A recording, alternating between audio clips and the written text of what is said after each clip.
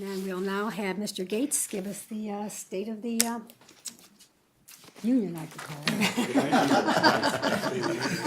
Oh, no, those are 3 hours long, Ann. Measured by the number. Thank you.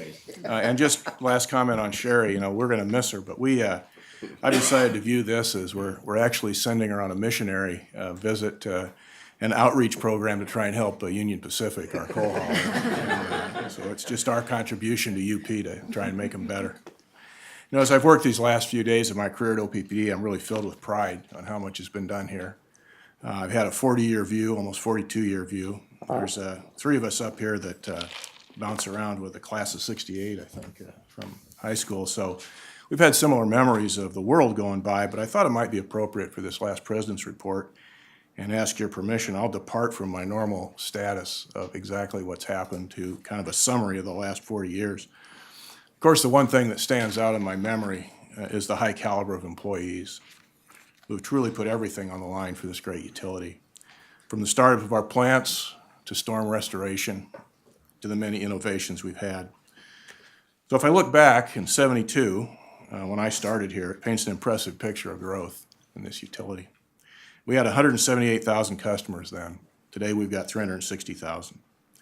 Our generating fleet had a fuel mix that has changed drastically over those years. In 1972, our generating capability was 933 megawatts. Today, we're 3,232 megawatts. That obviously illustrates tremendous growth in our production. Back then, we had Jones Street Station, 2 peaking units at Jones Street and 5 units at North Omaha. It was interesting to note that at that time, all our choice of fuel was fuel oil and coal. That's it. That's all we generated with. And then came Nebraska City Station, Unit 1 online in '79 and Unit 2 in 2009. We had some peaking stations. In '71, we did add the 2 oil-burning units at Jones Street, and then the rest are all gas turbines in '72, 2 gas turbines at Sarpy County. And they have really provided a great quick start capability to our system, which we had not had before. And in '96, we added Sarpy County 3 and a black start diesel at that site. And in 2000, Sarpy 4 and 5 came online. And in 2003, Cass County 1 and 2. Fort Calhoun started operations in 1973. 1989, we opened a training center there, which many of you have been in, and simulator in '90 and '91. We had a license extension in 2003 to 2033 for that unit. Combined in 2006, replaced the head and pressurizer steam generators at the unit. And in 2011, obviously the flood was a tremendous effort, and the regulatory issues that we ran into with a restart in December of 13 of that unit. It's been running quite well. It's in a refueling outage right now, day 5, I believe, day 6 of that outage. It's going well. North Omaha, we've implemented numerous pollution controls on these units. They've been serving our customers since the 50s. In 2014, with the culmination of our first stakeholder process, which I think is a huge advantage for the company going forward, we announced the retirement of 3 of the oldest units at North Omaha, retrofitting the remaining units for basic emission controls, and then eventually converting them all to natural gas. We've added a lot of units, but one group touches them all, and that's central maintenance. The central maintenance employees maintain all our generating units, and they work all the outages. They do a great job, John, and they put an emphasis on safety. One illustration is central maintenance machinists have gone 16 years without a DART case, safety issue. Renewables? Big story. 2002, we had Elk City Station, a landfill gas plant. In 2009, we showed our commitment to renewable energy, setting a goal of having 10% of our electricity to retail customers coming from renewable energy by 2020. We've already exceeded that goal in 2015. 2010, we had the Flatwater Wind Farm adding 60 megawatts of capacity, and in 2014, we have 418.6 megawatts of renewables. Wind energy comes from 8 wind farms that we participate in, and we plan for an additional 400 megawatts in 2017, which will put us in the 30 to 35% renewable. In energy marketing and trading, we buy and sell electricity in a way no one would have imagined 40 years ago. In 2009, we joined the Southwest Power Pool. It's a collection of 76 utilities, generators, and transmission companies serving 15 million people. In 2014, we entered the SPP Integrated Marketplace, which essentially is a computerized clearinghouse that matches buyers and sellers and to find the least cost solution for our customers. And that transition was seamless, thanks to the team that did it. T&D.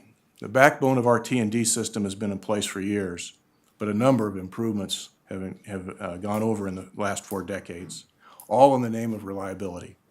In 1987, we added the Energy Control Center, a tornado-resistant center that serves as the nerve center for T&D. We added strategically located service centers to our service area to supplement our existing service centers. In 1987, the Elkhorn Service Center. In 92, the Syracuse Service Center, and in 2011, a new Omaha center with sustainable features. In 1997, the historic October storm dropped 13 inches of heavy snow, knocked out power to 130,000 customers, some up to 11 days. From that, we greatly improved our restoration, how we field customer calls, and how we communicate outage information. Our full storm team conducts annual training. OPPD has improved education on trees. 2004, 26-acre Arboretum was opened, and OPPD just received the Tree Line USA designation for the 15th year in a row. Use of technology has improved. We've implemented mobile computing. OPPD is using a new camera technology to decrease the time and cost for inspections in the downtown network.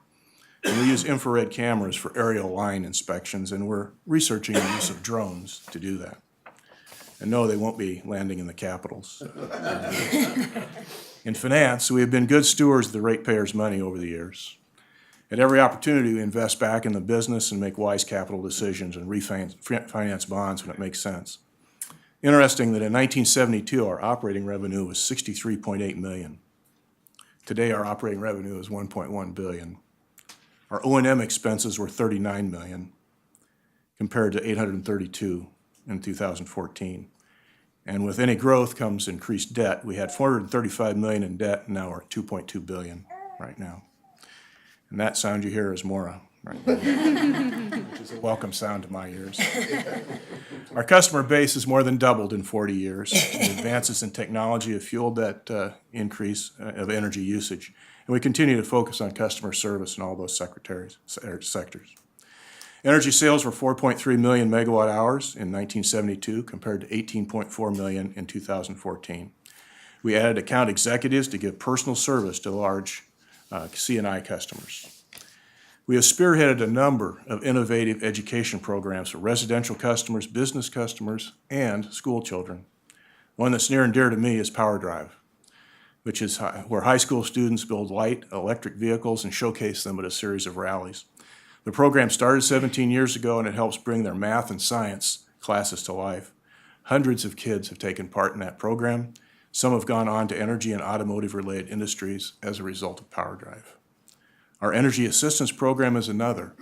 It was established in 1988 to provide emergency aid to elderly disabled and other folks that just are having experiencing financial difficulties and need help with their energy bills. OPPD's total funding since it began is more than $4.2 million. In the last 10 years, employees alone have contributed over $500,000. It's this kind of focus on customers that led us to receive 13 consecutive J.D. Power Awards. It's not enough to provide monthly updates to our customers at our meetings. They want information immediately, and they want a say in how we run our utility. As I mentioned earlier, we implemented the stakeholder communication process, which serves us well and will be great in the future. We have public forums, online panels, increased presence in social media, and interactive channels, improving the way we interact with customers. And of course, to the people and the team at OPPD, which is near and dear to my heart. Now, this is an interesting statistic and opened my eyes, and it may some sitting at this table with me. The workforce is changing. In fact, 43% of our employees were born after January 1972. Yeah. We have placed an emphasis on safety. We created a safety division in 2007. We started leader meetings so OPPD leaders could discuss utility issues as a group. Created the President's Award to recognize employees for exemplary efforts. In 2010, we put together the OPPD Society of Engineers to attract, and retain, engage, and develop engineers. And in 2014, the OPPD Women's Network was created to attract, develop, and support and advance and retain talented women. In 2014, we held the first day of remembrance to honor the 18 men who have lost their lives in the line of duty while working on the job at OPPD. The project came to fruition thanks to 2 long-term employees who were part of OPPD's Career Connections mentoring program. It's that kind of care and concern for each other that stands out most to me, for the men and women at OPPD. And I want to thank each and every one for their hand in making OPPD what it is today, especially the board of directors and senior management, both past and present. Without you, none of this would have been accomplished. I want to thank Kathy, my wife, who's here today, of 37 years. Actually, we've known each other since refueling outage 1. Fort Calhoun is now in refueling outage 27. So we made it through the first refueling outage, and after that, it was just the way to go. Our 3 children have been so supportive. One of them is here today, Jenny, with one of our 4 granddaughters, Maura May.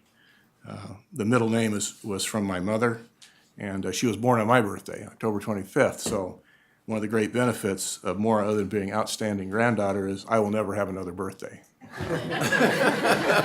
It will be Maura's birthday, and that's okay. They've all played a great part in supporting my career at OPPD, and I couldn't have done it without their support. It's been a real honor to serve the last 11 years as the president and CEO, and that concludes my report. Thank you very much, Gary.